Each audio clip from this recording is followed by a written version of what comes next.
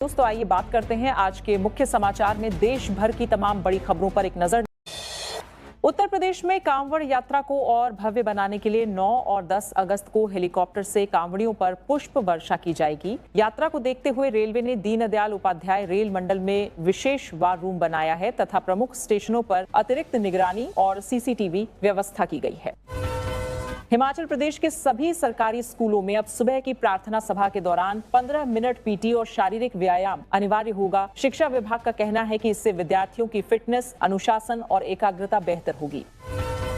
महाराष्ट्र में कल से डॉक्टरों की अनिश्चितकालीन हड़ताल शुरू हो गई है। होम्योपैथी डॉक्टरों को एमएमसी पंजीकरण देने के विरोध में यह हड़ताल की जा रही है। इस बीच मरीजों की सुविधाओं पर इसका असर पड़ने की आशंका जताई जा रही है। परिसीमन विधेयक पर चर्चा के लिए संसद का विशेष सत्र बुलाया जा सकता है। सरकार ने विपक्ष को 16 अगस्त से 3 दिन का विशेष सत्र आयोजित करने का प्रस्ताव भेजा है। इस बीच कांग्रेस ने कहा है कि सहयोगी दलों से चर्चा के बाद ही अंतिम फैसला लिया जाएगा। अनुच्छेद 370 और 35A हटाए जाने के 7 वर्ष पूरे होने पर प्रधानमंत्री नरेंद्र मोदी ने कहा कि जम्मू कश्मीर और लद्दाख में विकास का नया अध्याय शुरू हुआ है। वहीं दूसरी ओर पीडीपी ने पूरे जम्मू कश्मीर में प्रदर्शन किया, जबकि नेशनल कॉन्फ्रेंस और कांग्रेस ने इस दिन को ब्लैक डे के रूप में मनाने की घोषणा की है। हिमाचल प्रदेश विधानसभा का मानसून सत्र 21 अगस्त से शुरू होगा। इसे देखते हुए उच्च शिक्षा निदेशालय ने सभी सरकारी कॉलेजों और विभागीय अधिकारियों की छुट्टियों पर रोक लगा दी है। वहीं 20 अगस्त से सत्र समाप्त होने तक बिना अनुमति अवकाश और दौरे की अनुमति नहीं होगी।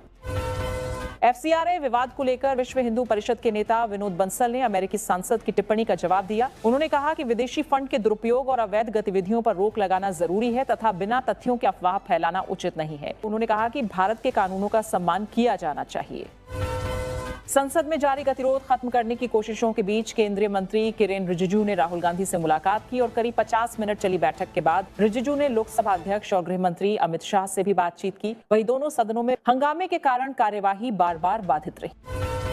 कांग्रेस अध्यक्ष मल्लिकार्जुन खड़गे ने कहा कि विपक्ष संसद में चर्चा के लिए पूरी तरह तैयार है, लेकिन सरकार बहस से बच रही है। वहीं प्रियंका गांधी वाड्रा ने कहा कि छात्र आंदोलन के दौरान पैलेट गन चलाने का आदेश किसने दिया, इसका जवाब देश को मिलना चाहिए। प्रधानमंत्री मोदी का वीडियो हटाने के मामले में संसदीय समिति ने मेटा पर सख्त रुख अपनाया है। इस बीच समिति ने मार्क जुकरबर्ग को जवाब देने के लिए 3 दिन का समय दिया है। साथ ही मेटा के पब्लिक पॉलिसी प्रमुख और इंस्टाग्राम के तकनीकी अधिकारियों को भी तलब किया गया है। राज्यसभा के 25 नए सांसदों ने प्रधानमंत्री नरेंद्र मोदी से मुलाकात की। नाश्ते पर हुई इस बैठक में प्रधानमंत्री ने सांसदों से संवाद किया। वहीं बैठक में भारतीय जनता पार्टी के अध्यक्ष नितिन नवीन और हरभजन सिंह समेत कई नए सांसद मौजूद रहे। मौसम विभाग ने 6 अगस्त से 11 अगस्त तक हिमाचल प्रदेश में भारी बारिश का अलर्ट जारी किया है। कई जिलों में भूस्खलन, फ्लैश फ्लड और जलभराव की आशंका जताते हुए लोगों से सतर्क रहने और अनावश्यक यात्रा से बचने की अपील की गई है।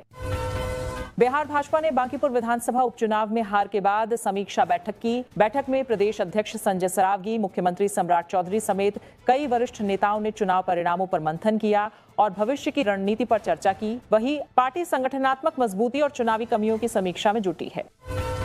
दिल्ली में हुई संगठन समीक्षा बैठक के बाद मध्य प्रदेश कांग्रेस ने प्रदेश, जिला और ब्लॉक स्तर के सभी विभागों और प्रकोष्ठों को तत्काल प्रभाव से भंग कर दिया है। पार्टी ने जल्द ही नए सिरे से संगठन का गठन करने का फैसला लिया है। झारखंड विधानसभा के मानसून सत्र में जेपीएसएससी परीक्षा का मुद्दा जोरदार तरीके से उठने की संभावना है। सूत्रों के अनुसार भाजपा इस मुद्दे पर हेमंत सोरेन सरकार को घेरने की तैयारी कर रही है। वहीं भाजपा का आरोप है कि सरकार सीआईडी जांच के जरिए पूरे मामले को दबाने और लीपापोती करने का प्रयास कर रही है। हिमाचल प्रदेश के मुख्यमंत्री सुखविंदर सिंह सुक्खू ने अनुबंध और जॉब ट्रेनी विशेषज्ञ मेडिकल अधिकारियों के वेतन में 78% बढ़ोतरी को मंजूरी दी है। अब इसके तहत मासिक वेतन 33,660 रुपये से बढ़ाकर 60,000 रुपये कर दिया गया है। राम मंदिर चढ़ावा चोरी का मुद्दा उत्तर प्रदेश विधानसभा में भी लगातार गूंज रहा है। तीसरे दिन भी विपक्ष के हंगामे के कारण सदन की कार्यवाही नहीं चल सकी और दिन भर के लिए स्थगित करनी पड़ी। समाजवादी पार्टी के विधायक दान पात्र लेकर विधानसभा में भी पहुंचे और चौधरी चरण सिंह की प्रतिमा के नीचे धरना देकर विरोध प्रदर्शन किया। अयोध्या में राम दरबार दर्शन के लिए विशेष पास की व्यवस्था समाप्त कर दी गई है। अब श्रद्धालु सामान्य दर्शन कतार के माध्यम से सीधे प्रथम तल पर पहुंचकर राम दरबार के दर्शन कर सकेंगे। वही ट्रस्ट का कहना है कि इससे दर्शन व्यवस्था अधिक सरल और सुगम होगी। झारखंड में छात्रों के आंदोलन पर मुख्यमंत्री हेमंत सोरेन ने कहा कि सरकार के दरवाजे सभी के लिए खुले हैं। उन्होंने छात्रों से बातचीत के जरिए समाधान निकालने की बात कही, साथ ही आश्वासन दिया कि उनकी मांगों पर गंभीरता से विचार किया जाएगा। मुंबई और आसपास के इलाकों में राष्ट्र प्रथम संदेश वाले कई पोस्टर और बैनर लगाए गए हैं। ये पोस्टर ऐसे समय सामने आए हैं जब राष्ट्रीय स्वयंसेवक संघ प्रमुख मोहन भागवत विभिन्न प्रतिनिधियों के साथ संवाद करने वाले हैं। हालांकि पोस्टरों पर किसी व्यक्ति या संगठन का नाम नहीं होने के कारण यह स्पष्ट नहीं हो पाया है कि इन्हें किसने लगवाया।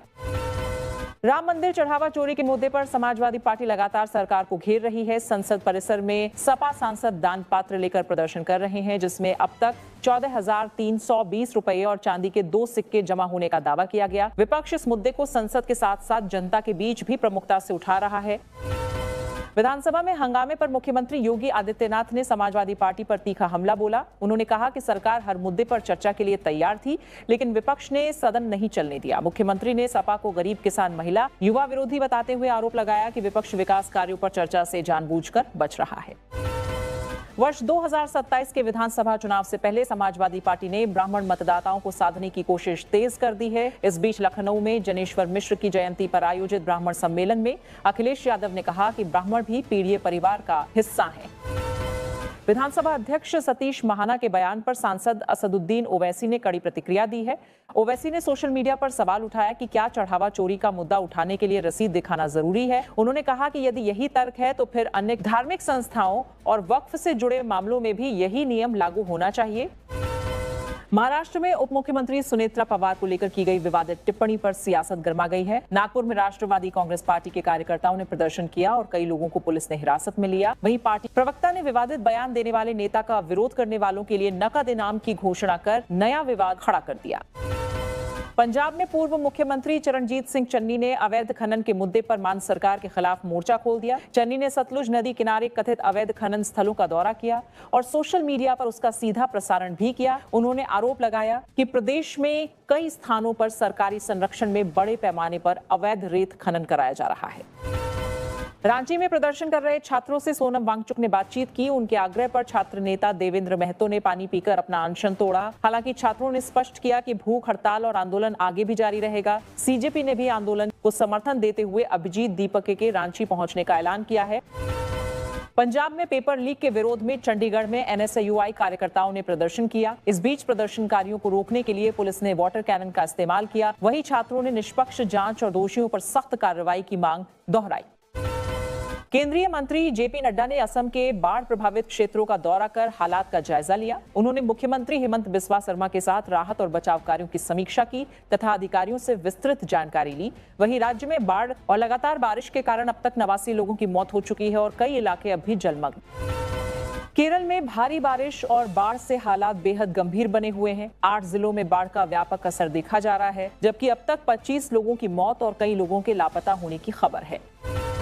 महाराष्ट्र सरकार ने नॉन डेयरी पनीर के निर्माण और बिक्री पर रोक लगा दी है और नियमों का उल्लंघन करने वालों पर भारी जुर्माने का प्रावधान किया गया है। वहीं गंभीर मामलों में उम्र कैद तक की सजा का प्रावधान भी रखा गया है। ऐसी ही ताजा और दमदार खबरें सबसे पहले देखने के लिए हमारा चैनल सब्सक्राइब करें और बेल आइकन जरूर दबाएं।